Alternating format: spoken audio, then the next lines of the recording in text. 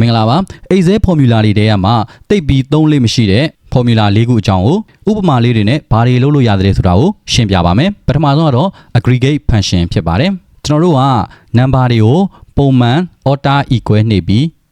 ပေါင်းလိုက်လို့ရှိရင်ထွက်ပါတယ်ဒါပေမဲ့ကျွန်တော်တို့က aggregate ဆိုတဲ့ဟာနဲ့လည်းပေါင်းလို့ရတယ်ပေါ့နော်သူ့မှာဆိုလို့ရှိရင်ပေါင်းရုံနဲ့မကဘဲနဲ့ average count သူ list ပေးထားတဲ့အတိုင်းအများကြီးကလစ်ကြည့်လို့ရတယ်ကျွန်တော်ကတော့ sum ကိုရွေးပြီးတော့တက်ကြီးခောက်လိုက်မယ် comma ပြီးရင်သူကပေါင်းလို့ရတဲ့ဟာကိုမှ hidden row တွေကို ignore လုပ်ပြီးတော့ပေါင်းလို့ရတယ် error value တွေကို ignore လုပ်ပြီးတော့ပေါင်းလို့ရတယ်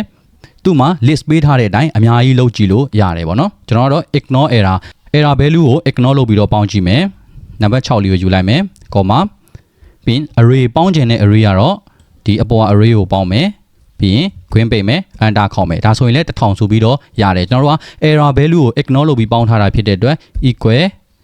10အစား0ဆိုရင် division 0 error တက်ပြီးတော့ကျွန်တော်တို့ auto sum နဲ့ပေါင်းထားတဲ့ကောင်က error တက်သွားပြီးတော့ aggregate နဲ့ပေါင်းထားတဲ့ကောင်က error value ကို ignore လုပ်ပြီးတော့ပေါင်းသွားပေးမှာဖြစ်ပါတယ်နောက်ထပ်3လေး3ထမရှိတဲ့ function နှစ်ခုကတော့ roman နဲ့ arabic ဖြစ်ပါတယ်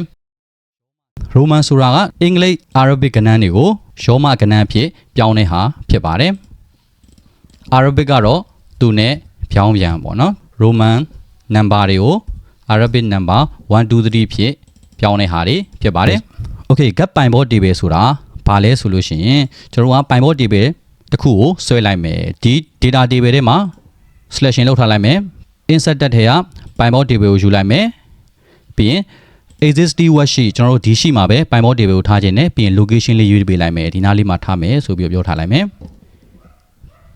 okay နှိပ်လိုက်မယ် okay ဒါဆိုရင်ကျွန်တော်တို့က pinboard table လေးရသွားပြီ pinboard table လေးရသွားပြီဆိုလို့ရှိရင်ကျွန်တော်တို့ data ကို total value ကို value မှာဆွဲထည့်ထားလိုက်မယ်ဒါဆိုရင်ပစ္စည်းအဝင်ထွက်တည်းရဲ့ total value စုစုပေါင်းကိုဒီမှာရနေမှာဖြစ်တယ်ပေါ့နော် okay get pinboard table ဆိုတာဒီချိန်ရောက်မှစမယ်ဘာလဲဆိုလို့ရှိရင်တဲ့ equal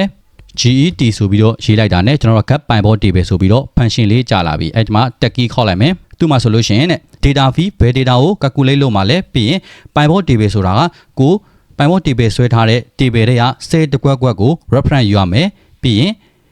ဒီထဲမှာလဲကိုကြိုက်သလိုဆက်ပြီးတော့စစ်လို့ရတယ်ပေါ့နော် okay ဒါဆိုရင်ကျွန်တော်တို့ကဘယ် data fee ကို calculate လုပ်မှာလဲဆိုလို့ရှိရင် double quote နဲ့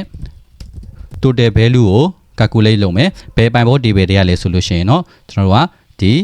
pinboard table တွေက set တစ်ခွက်ကို reference ယူလိုက်မယ်ပြီးရင် function key F4 လေးကိုနှိပ်ထားလိုက်မယ်ခွင်းပိတ်မယ် enter ခောက်မယ်ဆိုလို့ရှိရင်ဒီ pinboard table ရ value နဲ့တူညီစွာရမှာဖြစ်တယ်ပေါ့เนาะဒီ get pinboard table ရဘယ်နေရာတွေမှာသုံးလဲဆိုလို့ရှိရင် dynamic dashboard တွေလုပ်တဲ့အခါမှာဆိုလို့ရှိရင် get pinboard table နဲ့တွက်ထားတဲ့ data ကကျွန်တော်တို့ filter ဆက်လိုက်လို့ရှိရင် dynamically လိုက်ချိန်နေအောင်လုပ်လို့ရတဲ့ဟာဖြစ်ပါတယ် okay ဘယ်လိုမျိုးလဲဆိုလို့ရှိရင်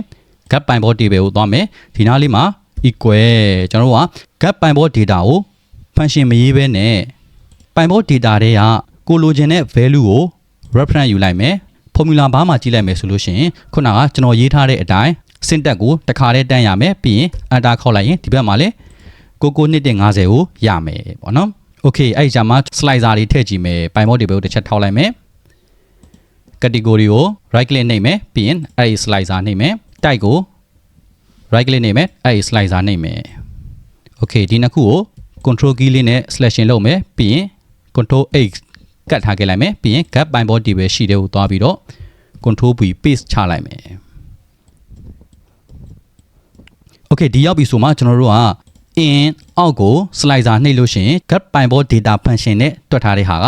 dynamically လိုက်ချိန်နေမှာဖြစ်ပါတယ်ဒါဆိုရင်တော့ Excel dashboard တွေဆောက်တဲ့အခါမှာဆိုရင် pinboard table ကို table လိုက်ကြီးမသုံးဘဲနဲ့ get pinboard data function လေးနဲ့အဆင်ပြေလောက်မယ်လို့ထင်ပါတယ်ဆုံးထိကြည့်ပေးတဲ့အတွက်ကျေးဇူးအများကြီးတင်ပါတယ်ခင်ဗျာ